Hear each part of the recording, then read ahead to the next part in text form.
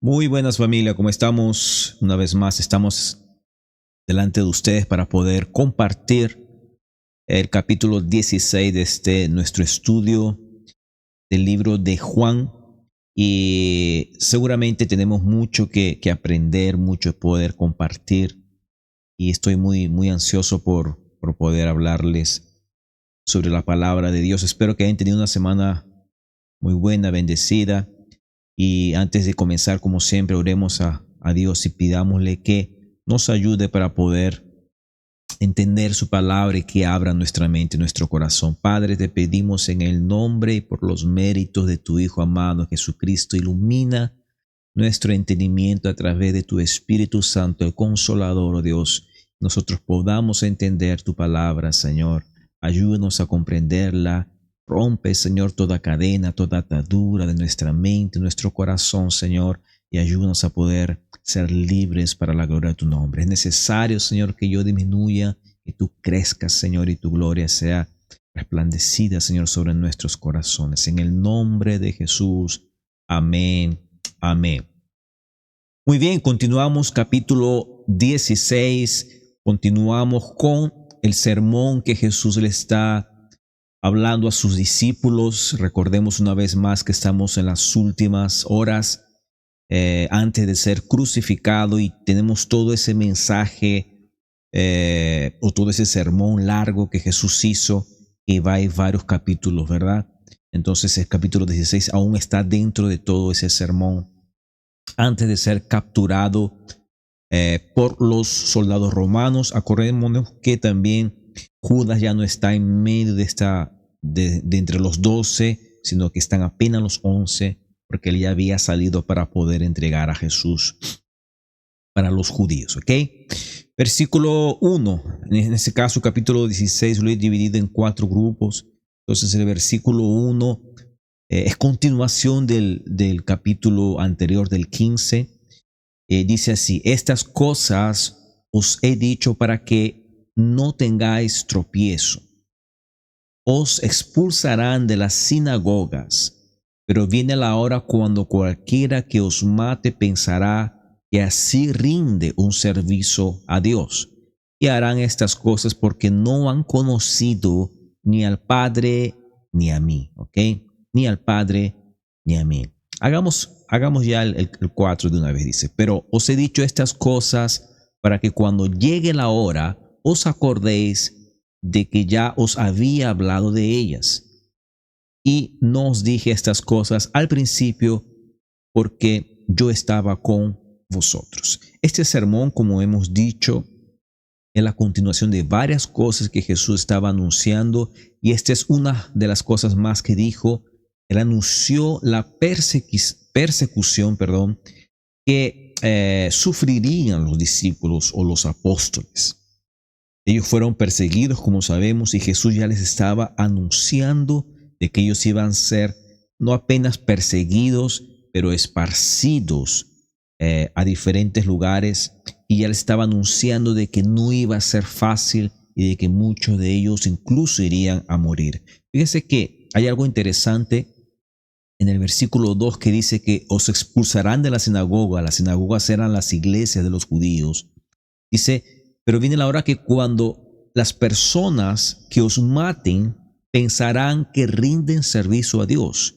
O sea, los judíos que persiguieron a la iglesia, que persiguieron a los cristianos, que persiguieron a los discípulos de Jesús, esas personas pensaban que estaban sirviendo a Dios, pensaban que estaba haciendo algo bueno para Dios. Y ellos tenían esa confusión de creer que servían a Dios por un motivo. No conocían, dice aquí, ni al Padre ni me conocen a mí. O sea, ellos estaban ejerciendo una función sin conocer al Padre. Pura religiosidad. Y lo vemos esto, por ejemplo, en la vida del apóstol Pablo. Antes de ser el apóstol Pablo, él se llamaba antes Saulo.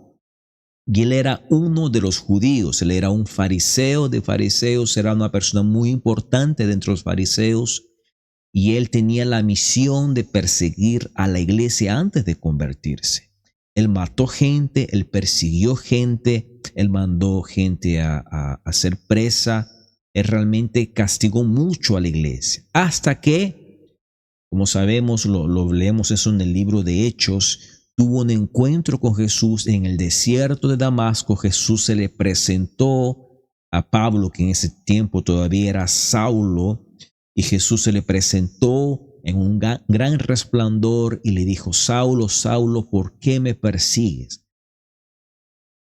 ¿Por qué me persigues, Saulo? ¿Por qué Jesús le dijo eso a Saulo? Porque Saulo perseguía a la iglesia, y al perseguir a la iglesia, al estar matando a los discípulos de Jesús, es como si lo estuviese haciendo al propio Jesús. ¿Por qué? Porque la iglesia es el cuerpo de Jesús. Jesús es la cabeza y la iglesia, todos nosotros que somos iglesia, somos el cuerpo. Entonces somos parte de Jesús, somos una unión misteriosa con Jesús en un único cuerpo. Entonces Pablo estaba matando y persiguiendo al propio Jesús, por eso que Jesús le dijo: ¿por qué me persigues? Y después Pablo comenta o cuenta, después de su conversión, de que él hacía eso. Él perseguía a la iglesia y él mataba gente porque él pensaba que estaba sirviendo a Dios. Y Jesús dice que esas personas lo hacen sin conocer al Padre, sin conocer a Jesús, lo hacen por su propia cuenta.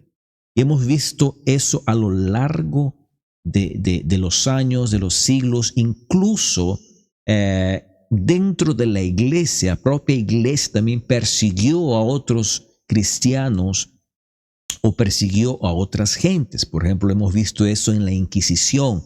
Hemos visto eso, en la persecución que hubo también para con los protestantes.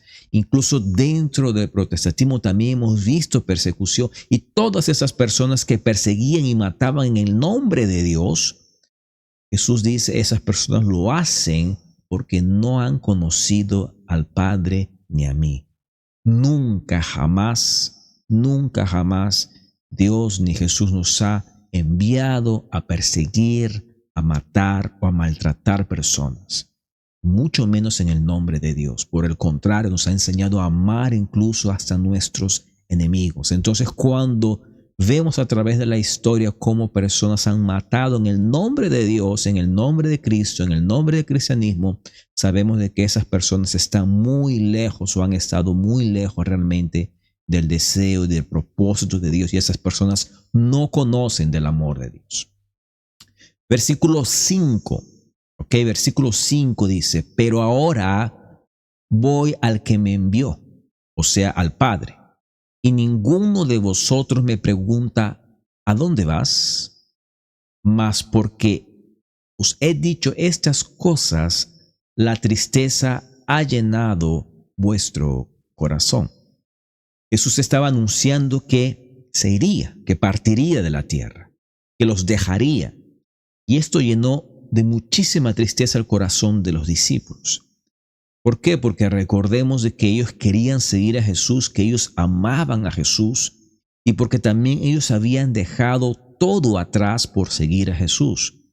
Por ejemplo, Pedro era un pescador, Juan era un pescador, Jacobo era un pescador. Ellos tenían sus propios negocios de pesca.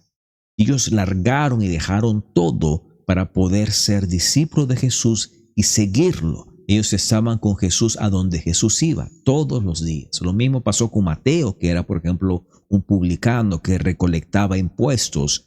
Cuando Jesús lo llamó, al mismo instante, la palabra nos dice que Mateo se levantó, largó o soltó todo lo que tenía, abandonó lo que tenía, su trabajo, y comenzó a seguir a Jesús. Entonces, cuando Jesús les anuncia de que Él partiría, ellos se entristecieron mucho porque amaban a Jesús, pero también porque no sabían qué es lo que iba a pasar con sus propias vidas. Ellos abandonaron todo por Jesús. Entonces, esa noticia que Jesús les estaba diciendo de que se iría, realmente les cayó como un balde de agua fría y entristeció mucho su corazón. Al punto dice que ni siquiera le preguntaban más a Jesús a dónde iba, porque la tristeza no los dejaba seguir más.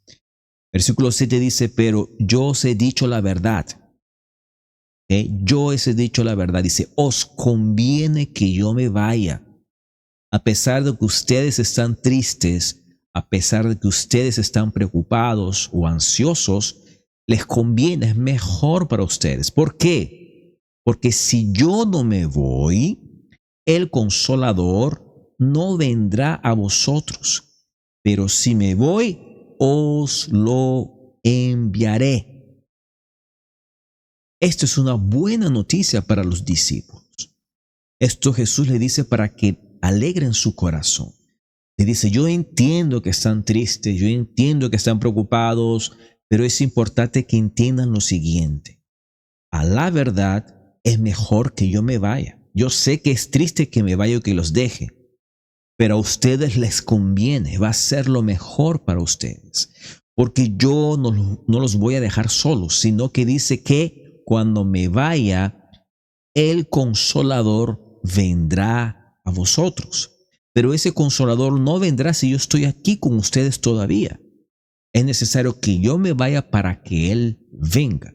Y fíjese que la palabra que usa es el Consolador. La palabra Consolador en el original, la había mencionado la semana pasada, pero lo repito, es paracleto o paraclito, cualquiera de las dos palabras.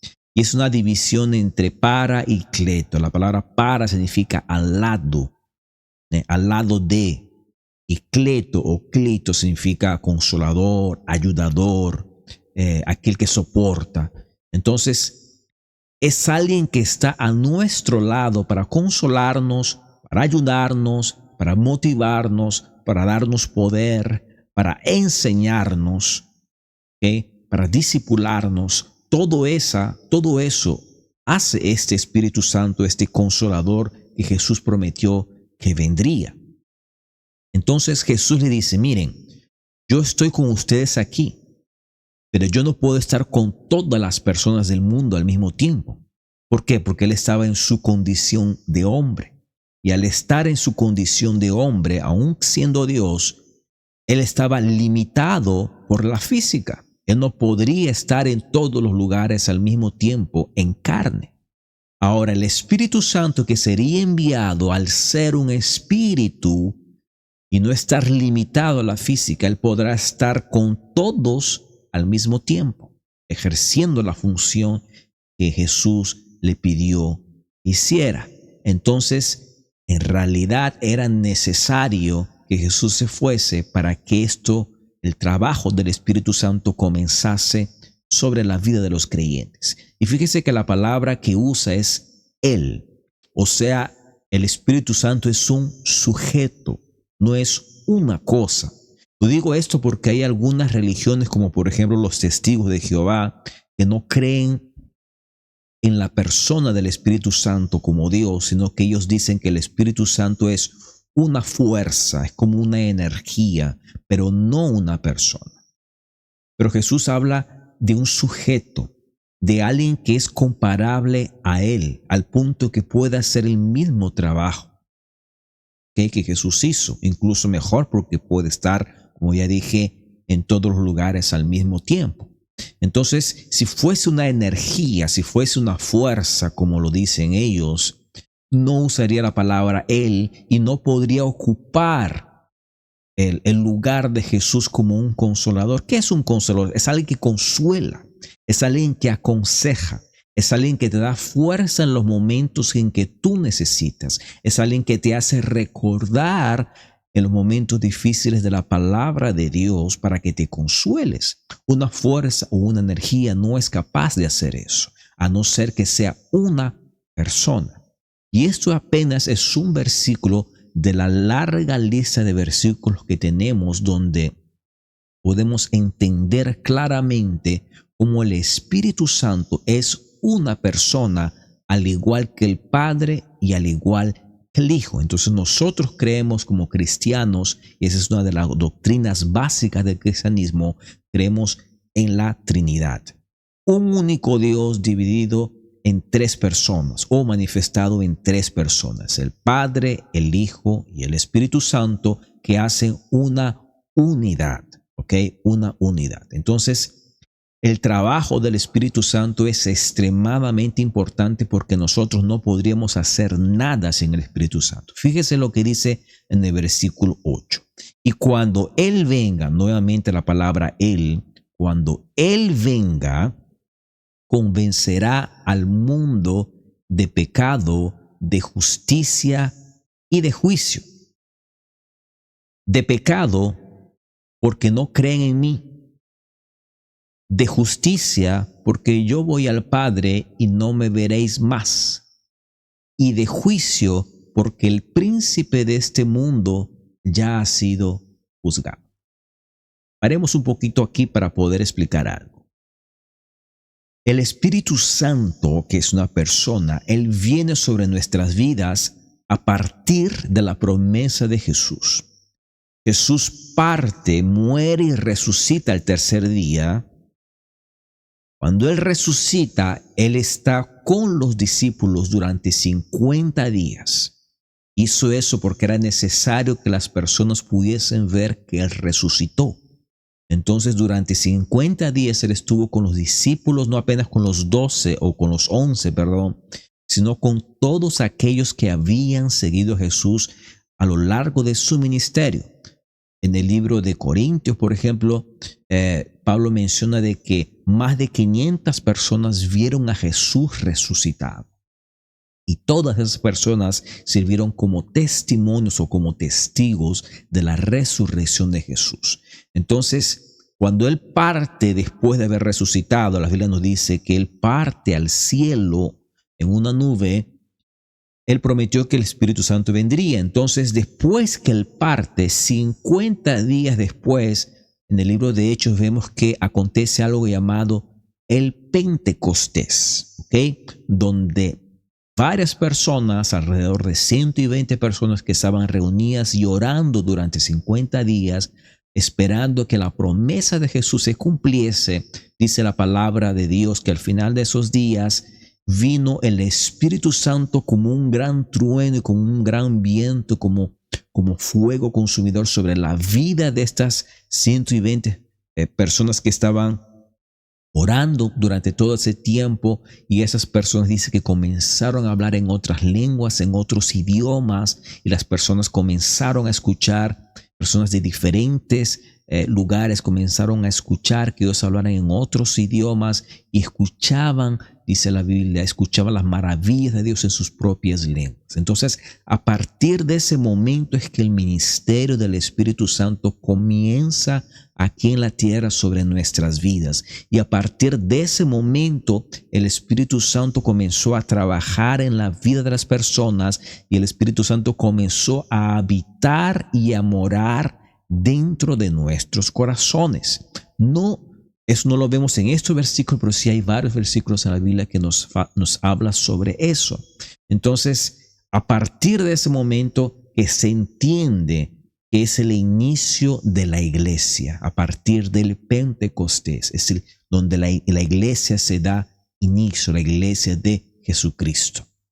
Y a partir de ese momento es que el ministerio y el obrar del Espíritu Santo comienza a trabajar sobre todas las personas. ¿Para qué? Aquí Jesús lo dijo. Número 1 dice, para convencer al mundo de pecado.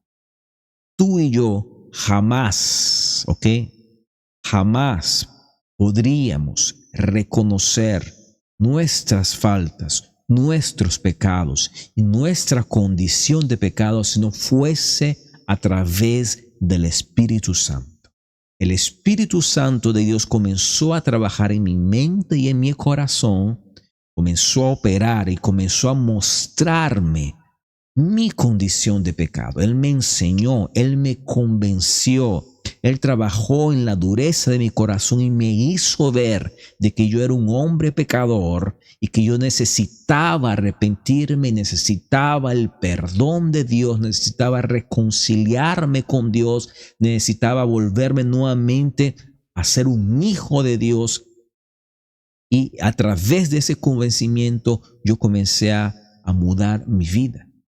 Dejé de ser más un pecador impulsivo, un pecador voluntario. Comencé a vivir una vida que agrada a Dios. me convertí en hijo de Dios y mi vida fue salva a través de ese perdón de pecados. Entonces, únicamente es el Espíritu Santo quien es capaz de convencerme de pecado.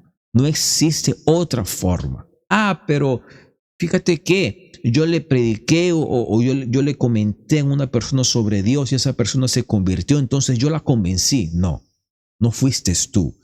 Tus palabras fueron el instrumento que el Espíritu Santo usó para poder convencer a esa persona que estaba en pecado.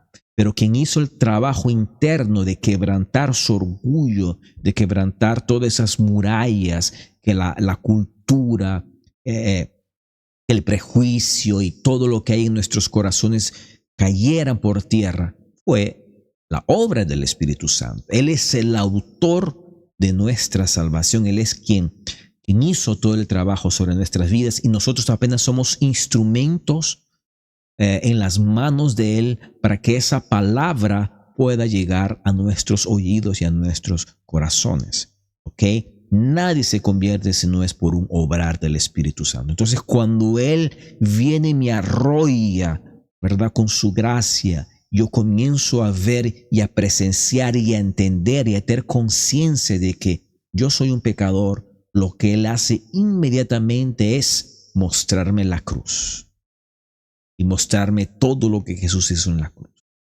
Entonces la gracia y la justicia de Jesucristo es colocada, es imputada sobre mi vida y a partir de ese momento yo puedo ser salvo y puedo tener paz en mi corazón. Si no existiese el mensaje de la cruz y el Espíritu Santo únicamente nos convenciese de pecado, nuestra vida sería terriblemente miserable al punto de que nosotros nos volveríamos locos por causa de nuestro pecado, porque nos sentiríamos tan inmundos, tan sucios, que nosotros nos volveríamos locos.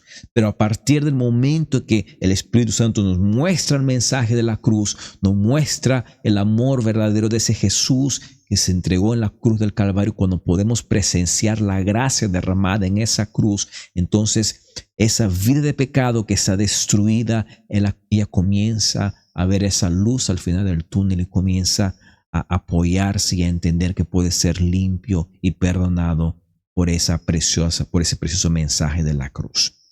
Entonces nos convence de pecado, número 1. Nos convence de justicia. Jesús explica, de justicia porque yo voy al Padre y no me veréis más. La justicia se entiende de dos maneras en la Biblia, en el Nuevo Testamento. La justicia tradicional, o como conocemos, la justicia de una injusticia, ¿ok? Entendemos muy bien eso, ¿verdad? Cuando una injusticia acontece, nosotros nos indignamos, nos molestamos y clamamos por justicia, ¿verdad? Entonces, esa justicia es de esto que la Biblia está hablando, pero también esa palabra justicia se usa con otro entendimiento, como la rectitud de corazón, como la rectitud moral. Entonces, cuando la ley dice que la justicia de Cristo es colocada sobre mi vida, se está haciendo referencia a la rectitud moral de Jesús. Recordemos que no había pecado en Él y Él vivió la vida que yo no pude vivir. Entonces, esa vida de santidad, esa justicia que viene a ser la rectitud moral, es colocada en mi vida para yo poder entrar en el reino de los cielos. Entonces, esa obra, esa justicia, tanto de los dos conceptos, es hecha a través del Espíritu Santo. El Espíritu Santo que nos ayuda a entender también la justicia. Y es el Espíritu Santo quien nos justifica delante del Padre. La justificación, la obra de justificación se nos es dada a través del Espíritu Santo. Y la justicia de hacernos entender que lo que Jesús pasó aquí en la tierra fue una tremenda injusticia. Él vivió una injusticia. Nosotros como hombres, nosotros no estábamos presentes, pero la raza humana estaba en esas personas que maltrataron y crucificaron a Jesús. Lo que hubo fue una gran injusticia. Entonces el Espíritu Santo nos hace entender que todo lo que Jesús pasó, Él no tenía por qué pasarla y que nosotros fuimos malos y nosotros merecíamos el castigo por todo lo que hicimos y Dios nos ha perdonado de eso ahora. Y de juicio dice, de juicio, ¿por qué? ¿Por qué de juicio? Porque el príncipe de este mundo ha sido juzgado. De juicio también porque a nosotros rechazar la gracia de Dios, el Espíritu Santo va a ser testigo en el día que nosotros fuésemos juzgados delante del Padre de que Él obró sobre nuestras vidas y de que Él nos dio testimonio de la gracia y de las bondades de Jesucristo, del mensaje de Jesucristo. Entonces, Él nos da el mensaje. Si nosotros no lo rechazamos, el día que seamos juzgados, Él, el Espíritu Santo, será también nuestro juez y el testigo en nuestra contra por haber rechazado al Hijo de Dios. Y también ese juicio es aplicado sobre el príncipe de este mundo. ¿Quién es el príncipe de este mundo? Jesús lo dijo en otras formas, es Satanás. Él dijo que él era el príncipe de este mundo. Entonces, cuando Jesús muere, resucita, el mundo que era gobernado y yacía del maligno, ¿verdad? Él fue juzgado, Satanás fue juzgado en ese momento y perdió todo su privilegio que tenía como rey de este mundo, como príncipe de este mundo, y le fue arrebatado a través de la resurrección de Jesús, y él fue condenado y juzgado por la cruz de Jesucristo. Entonces, él ya fue juzgado a través de la obra que el Espíritu Santo hizo en la vida de Jesús y en la resurrección de Jesús. Versículo 12 dice, aún tengo muchas cosas que deciros, pero ahora no la podéis soportar. ¿Por qué? Porque ellos estaban todavía inmaduros. Ellos necesitaban del Espíritu Santo para poder entender. ¿Ok? Acuérdense de eso. Muchas de las cosas que Jesús enseñaba, ellos no conseguían entender, porque quien nos ilumina nuestro entendimiento es el Espíritu Santo. Pablo dijo en una oportunidad también eso, nos enseñó sobre eso, que las personas están enceguecidas o están ciegas por este mundo y no consiguen ver la bondad y la verdad de Dios. Entonces las personas necesitan ser libertas de esa ceguera espiritual, y esa ceguera, quien quita esa ceguera espiritual es el Espíritu Santo. Entonces ellos, aún como no, el Espíritu Santo no habitaba en sus corazones, aún el ministerio de él no estaba aún trabajando sobre los hombres, había muchas cosas que estos discípulos no podrían entender. Pero cuando él, nuevamente, fíjese, pero cuando él, el Espíritu de verdad, que es lo mismo que el Espíritu Santo, venga, fíjense lo que dice, os guiará a toda verdad, porque no hablará por su propia cuenta, sino que hablará todo lo que oiga y os hará saber lo que habrá de venir. En otra parte también dice que Él nos recordará todas las cosas. Entonces, Él nos guía a toda verdad. Nosotros no podemos encontrar la verdad si no es por el Espíritu Santo. Él nos hablará todas las cosas, nos recordará y nos hará entender todas las cosas que Él escuchó y que Él escucha del Padre y de Jesucristo, y nos la hará saber a nuestros corazones. Y Él nos dará, por ejemplo, en el libro de Romanos, dice que el Espíritu Santo, Él sellará nuestros corazones y Él nos da convencimiento de que somos hijos de Dios, de que ya somos salvos, porque sí, ya somos salvos y podemos decir, si hemos rendido nuestra vida a Jesucristo y Él es el Señor de nuestro corazón, a partir de ese momento ya somos salvos, y en ese momento en que nos convertimos en el Hijo de Dios, el Espíritu Santo nos convence de esa salvación. Eso nos dice el libro de Romanos. Entonces, todo eso lo hace el precioso Espíritu Santo. Dice, Él me glorificará, porque tomará de lo mío y los hará saber. Todo lo que el Padre tiene es mío, pero eso dije, que Él toma de lo mío y los hará saber. Nuevamente, Jesús mostrando a través de estas palabras la divinidad del Espíritu Santo. ¿Por qué? Porque ¿quién puede saber las cosas de Dios y la mente de Dios? ¿Quién puede descubrir los secretos de Dios si no es el propio Dios? ¿Verdad? Entonces, si el Hijo, que dice que sabe todo del Padre, y puede tener todo lo que el Padre tiene. Eso lo tiene el Hijo, ¿verdad? Eso solamente es posible porque el Hijo también es Dios. Y si el Espíritu Santo toma todo lo que Jesús tiene, ¿verdad? Y lo comparte y lo hace saber y conoce todo de Jesús, es porque también Él es Dios, porque si no, no podría serlo. Esto es posible apenas por la divinidad que existe en las tres personas. Si no, no sería posible. Entonces aquí Jesús da mostrándonos un poco sobre la igualdad que existe entre el Padre, el Hijo y el Espíritu Santo. Ambos los tres son dioses, son seres divinos y pueden uno con el otro, por causa de la unión, la armonía que existe, poder tomar uno del otro de las cosas para poderlas compartirnos a nosotros. Perdón. Pero ahora, a partir del versículo 16, Jesús comienza a alentar un poco a sus discípulos, porque recuérdense que ellos estaban tristes. Entonces, primero lo hizo el Espíritu Santo para animarlos y después le dice lo siguiente, versículo 16, un poco más y ya no me veréis, y de nuevo un poco más y me veréis. Entonces algunos de sus discípulos se decían unos a otros, ¿qué es esto que nos dice? Un poco más y no me veréis, y de nuevo un poco más y me veréis, porque yo voy al Padre. Por eso decían, ¿qué es esto que dice un poco? No sabemos de qué habla. Versículo 19, Jesús sabía que querían preguntarle y les dijo, ¿estáis discutiendo entre vosotros sobre esto? Porque dije un poco más y me veréis, y de nuevo un poco más y me veréis. En verdad, aquí le comienza a explicar un poco, en verdad os digo, que lloraréis y os lamentaréis, pero el mundo se alegrará.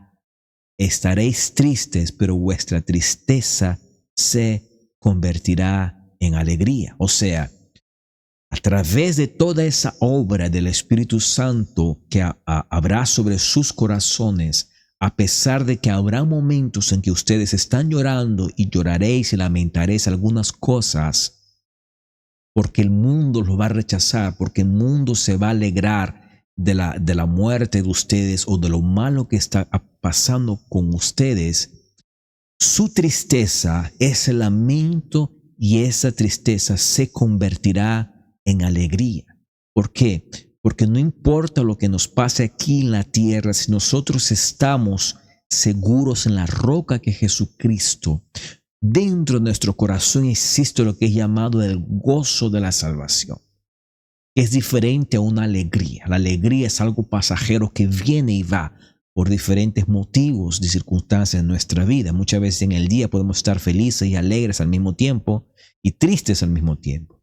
Pero el gozo es una felicidad profunda que la tenemos a través de un entendimiento de algo superior a las circunstancias que nos está pasando, al punto que a pesar de estar pasando por situaciones muy difíciles, nuestro corazón está alegre porque nuestra esperanza está en Jesucristo y en el futuro que Él nos ha prometido que tendremos. Entonces, podemos estar tristes por las circunstancias, pero al mismo tiempo tendremos paz y tendremos el gozo de que Jesús nos prometió de que estaríamos mejor. Y ese gozo nos ayuda, nos impulsa a poder superar esos momentos difíciles al punto que podemos tener paz. Y esa paz es una paz diferente al que el mundo da. Dice el versículo 21, cuando la mujer está para dar a luz, tiene aflicción, porque ha llegado su hora. Pero cuando da a luz al niño, ya no se acuerda de la angustia, porque la alegría de un niño, que un niño haya nacido al mundo, hace que ella se olvide de todo. Por tanto, dice, ahora vosotros tenéis también aflicción, pero yo os veré otra vez y vuestro corazón se alegrará y nadie os quitará ese gozo. Fíjense la analogía que Jesús hace de la mujer que está con dolores de parto y aflicción. Nosotros los hombres no podemos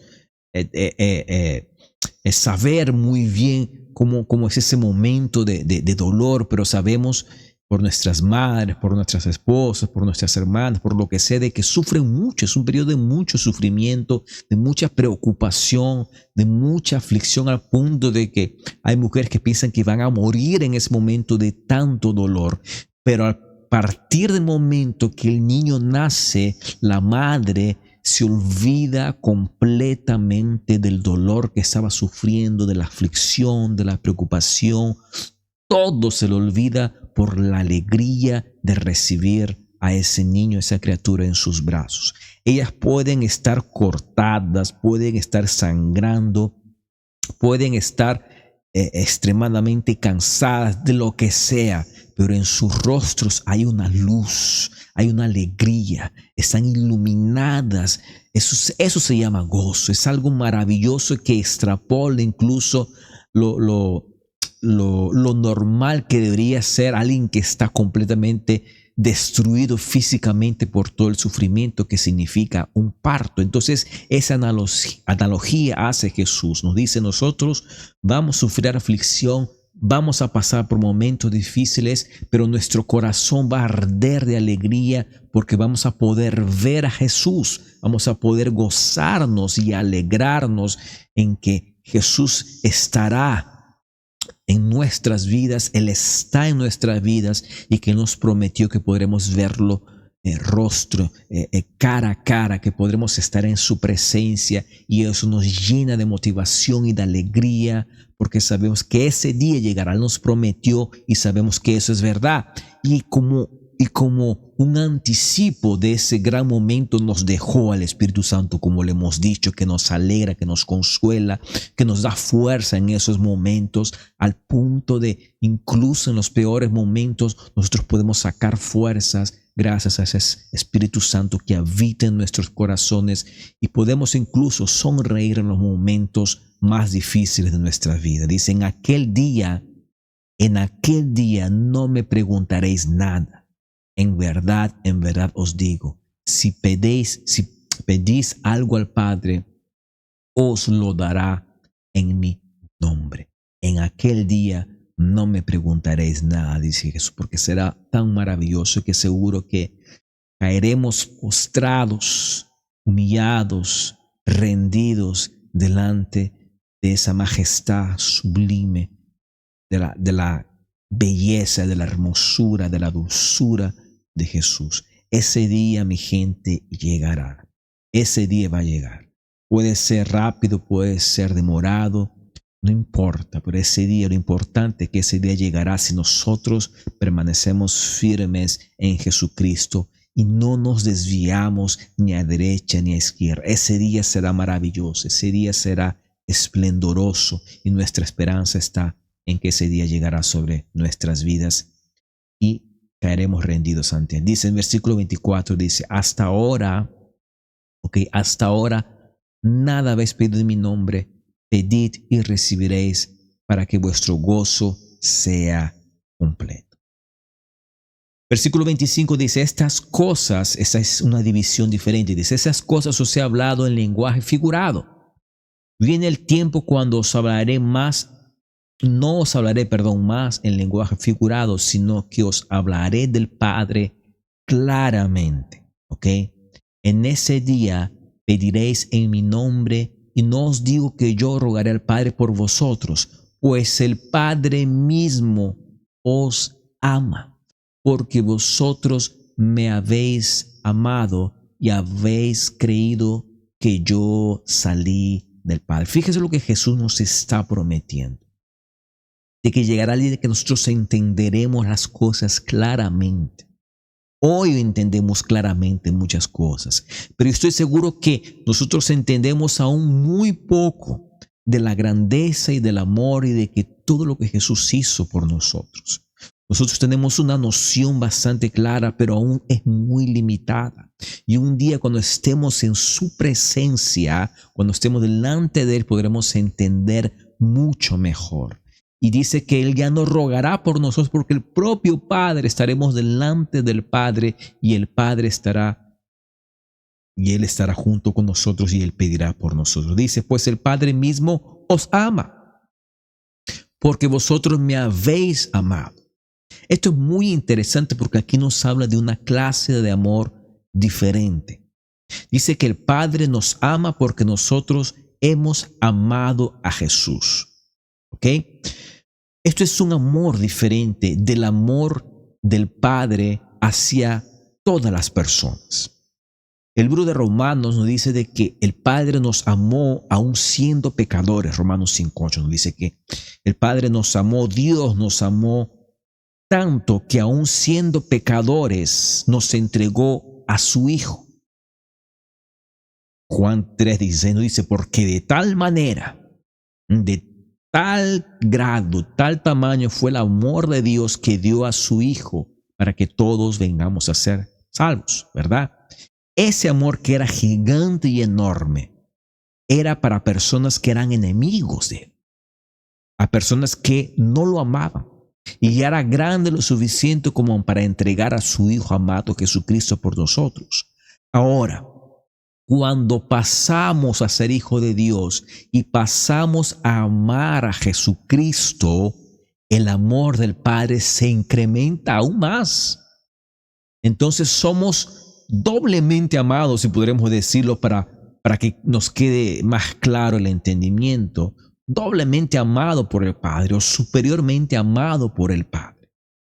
El Padre nos ama mucho más a nosotros, que somos hijos de Dios, a aquellos que apenas son criaturas de Dios. ¿Por qué? Porque nosotros ahora amamos a Jesucristo y hemos creído que Jesucristo venía del Padre. Entonces el amor del Padre se incrementa. Es como un grado de amor diferente. Y eso es un grandísimo privilegio porque nos hace recordar gente en momentos difíciles de que Dios nos ama de un tamaño tan grande que no podemos imaginar. El amor de Dios no puede ser medido. No hay cielo, no hay altura que pueda ocupar o caber el amor de Dios, ni hay profundidad donde pueda llegar al límite. El amor de Dios es infinito para con nosotros, es gigantesco. Y eso es importante porque cuántas y cuántas veces no nos hemos sentido solos y abandonados, y a lo mejor ha pasado por nuestra cabeza y hemos dicho, Dios no me ama. Estoy pasando por eso porque Dios se olvidó de mí. Y esa es una mentira en nuestra mente, en nuestro corazón. Es una mentira que el enemigo coloca sobre nuestra mente. El amor de Padre es gigante y enorme sobre nuestras vidas. La Biblia dice que Él nos amó aún siendo sus enemigos.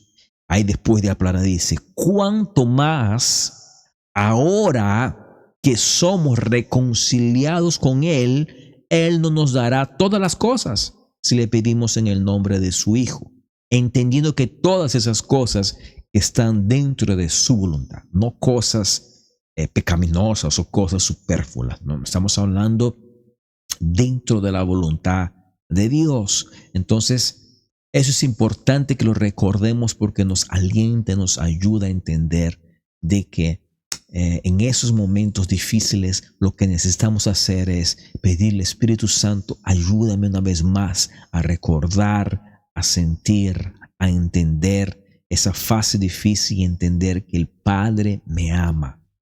A pesar de la situación que estoy pasando, el Padre me ama profundamente. Y que esta situación apenas es un momento que yo necesito pasar o que alguien más necesita pasar para yo servir de testimonio para la gloria de su nombre. Y que esto va a pasar porque el Padre, yo estoy en sus manos y estoy en el centro de la voluntad de Dios. Versículo 28 dice, salí del Padre y he venido al mundo. De nuevo, dejo el mundo y voy al Padre. Sus discípulos dijeron, he aquí que ahora hablas claramente y no usas lenguaje figurado. Ahora entendemos que tú sabes todas las cosas y no necesitas que nadie te pregunte. Por esto creemos que tú viniste de Dios. Fíjese la confesión que sus discípulos están haciendo en un momento muy importante porque estamos hablando de las pocas pocos minutos, pocas horas de Jesús ser llevado para ser crucificado, una vez más sus discípulos se rinden y le dicen: nosotros creemos en ti. Nosotros creemos que tú eres el Mesías. Nosotros hemos visto con nuestros ojos y entendemos claramente que tú vienes del Padre, que tú eres el enviado de Dios, que tú eres Dios. Jesús le respondió: ¿ahora creéis?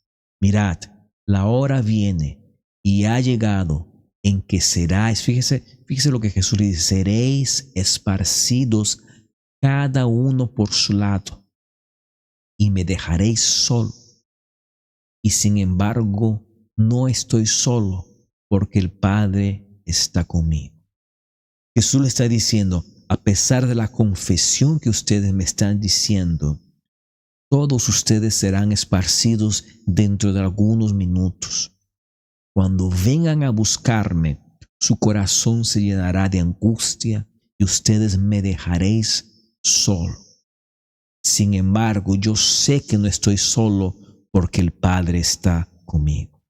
Fíjese que lo que acabamos de decir, en los momentos difíciles, la importancia de recordar de que el Padre nos ama y que Él está con nosotros, nos ayuda a superar esos momentos difíciles. Jesús nos está diciendo que Él pasó por lo mismo y que ese recuerdo, ese saber que el Padre está con Él, lo hizo ser fuerte lo suficiente para poder superar ese momento tan difícil que significaba la cruz por la cual Él iría a pasar. Porque sus amigos, sus discípulos, lo iban a abandonar todos. Una vez más demostrándonos que nosotros somos débiles. Somos flacos espiritualmente. Nuestras fuerzas no son fuertes lo suficiente para ser fiel a Dios como deberíamos. En los momentos más difíciles era el momento en que Jesús más necesitaba de sus amigos. Todos ellos lo abandonaron. Y Jesús es eso lo que está diciendo. Antes de pasar, les está diciendo eso. Ustedes seráis esparcidos y me dejaréis solo. Y sabemos que eso pasó cuando Jesús fue apresado. Todos se asustaron y todos salieron corriendo. ¿Por qué? Porque tenían miedo de morir. Tenemos, por ejemplo, el ejemplo de Pedro que hemos hablado, cómo negó a Jesús 3 veces por temor a ser muerto y después lloró amargamente.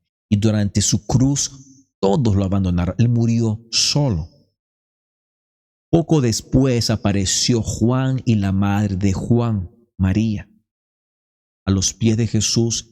¿Por qué? Porque Juan necesitaba recibir un mensaje de Jesús. Entonces fue el único, el escritor de este libro, Juan, el discípulo, que en un comienzo abandonó a Jesús también, porque no estuvo en el momento en que Jesús fue torturado y llevado, pero que después regresó. ¿Y regresó por qué? Porque tenía una misión que cumplir. Entonces él regresó por la fuerza del propio Dios. ¿Cuál era esa misión? En la cruz Jesús le dijo a Juan, le dijo: Juan, he aquí tu madre. Y le dijo a María: madre, he aquí tu hijo. Esa era la misión que Jesús le estaba dando a Juan en ese momento. Entonces Juan fue el único que vio los últimos minutos de entre los discípulos. Fue el único que vio los últimos minutos porque él necesitaba recibir esta misión de parte de Jesús. Entonces, esa misión era cuidar de María. Probablemente algunos estudiosos creen de que José, la esposa de María, había muerto para ese entonces. Y Jesús era el hermano mayor, era el hijo mayor. Como ya hemos dicho en otros momentos, Jesús tuvo otros hermanos. Pero Jesús era el hermano mayor. Y al ser el hermano mayor, él tenía la responsabilidad, si es que el padre no estaba, de cuidar a su madre. Y si él moría, su madre iba a quedar abandonada, o sus otros hermanos probablemente no iban a poder cuidarla tan bien como él sí podría hacerla, ser el hijo mayor. Entonces él le encomienda esa misión a uno de sus discípulos de más confianza y a aquel que estuvo en su lado y recostaba y amaba a Jesús, que era Juan. Entonces le dijo: Juan, a partir de este momento, esta mujer será tu madre. y le dijo: María, María, a partir de este momento, este hombre será tu hijo, porque yo no estaré más. Y sabemos por la historia de que a partir de ese momento Juan se encargó de María y María vivió a los cuidados de Juan en la ciudad llamada Éfeso, donde Juan pastoreó por algunos años. Entonces Juan cumplió la misión que Jesús le dijo y María estuvo viviendo a los cuidados de Juan hasta que murió. Entonces, esto es de lo que está hablando Jesús, de que sus discípulos no estarían, pero que sí el Padre estaría. Entonces, al Padre estar con él, al él recordar que el Padre lo ama, eso lo ayudaría a él en esos momentos difíciles para poder soportar lo que iba a pasar. Y eso nos sirve de ejemplo y nosotros tenemos que imitar el comportamiento, la conducta de Jesús. Recordemos que como cristianos somos seguidores de Jesús, seguimos lo que Él hizo, sus caminos. Estas cosas, dice, os he hablado para que en mí tengáis paz. En el mundo tendréis aflicciones, pero confiad, yo he vencido al mundo. Este es un versículo muy conocido y muy compartido entre los cristianos, porque es una palabra de Jesús que es una advertencia, pero al mismo tiempo es una promesa. ¿Ok? Es una mezcla de los dos. Primero es una advertencia porque Jesús nos dice de que nosotros pasaríamos por momentos difíciles. Esto es importante que lo entendamos porque hoy existe dentro de las iglesias evangélicas una predicación completamente equivocada donde se predica de que no hay sufrimiento, de que no hay momentos difíciles, de que tú naciste para ser un vencedor, que tú naciste para ser millonario, que tú eres cabeza y que no eres cola, de que tú estás por encima de todo, que no puedes sufrir, que no puedes pasar necesidades, porque tú como hijo del rey no puedes pasar nada de eso. Eso es un falso evangelio.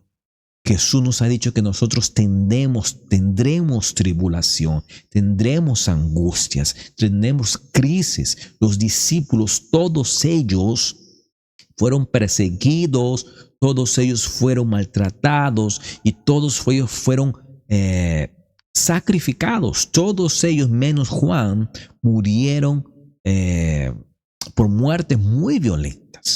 Fueron sacrificados, fueron martirizados, esa es la palabra, martirizados. Y no apenas los discípulos, sino que después la iglesia que vino después, durante muchísimos años, durante los primeros 400, 500 años, fueron perseguidos y fueron muertos a cantidades industriales. Mucha sangre derramada por simplemente ser seguidor de Jesús. Y esa tribulación continúa, el sufrimiento es parte de nuestra identidad como cristianos.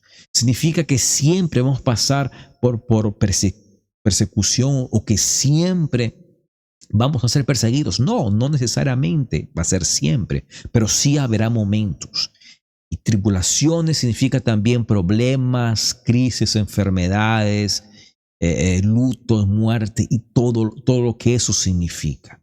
Pero confiad, dice, yo he vencido al mundo. O sea, yo he vencido al mundo y al vencer al mundo ahora soy victorioso y mi victoria ahora es parte de ustedes también.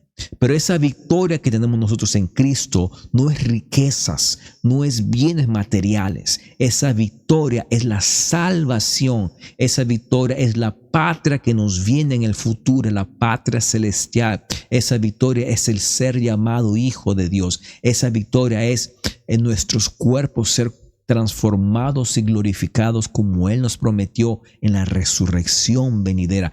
Esa es la verdadera victoria del cristiano. Una victoria espiritual y eterna, no una victoria material. No es eso de lo que Jesús nos ha prometido nunca. Ok, mi gente, este versículo termina de esa forma. El mensaje o todo ese anuncio aún continúa en el próximo capítulo, pero aquí lo dejamos hoy. Espero que hayamos entendido y que haya sido de bendición para su vida. Es nuestro deseo deseo que tengan una semana bendecida, que la gracia de Dios y el Espíritu Santo les haga recordar todas estas palabras que Dios nos ha dejado y seamos victoriosos en Cristo Jesús. Que tengan un buen día. Dios les bendiga. Se les quiere. Bendiciones. Chao.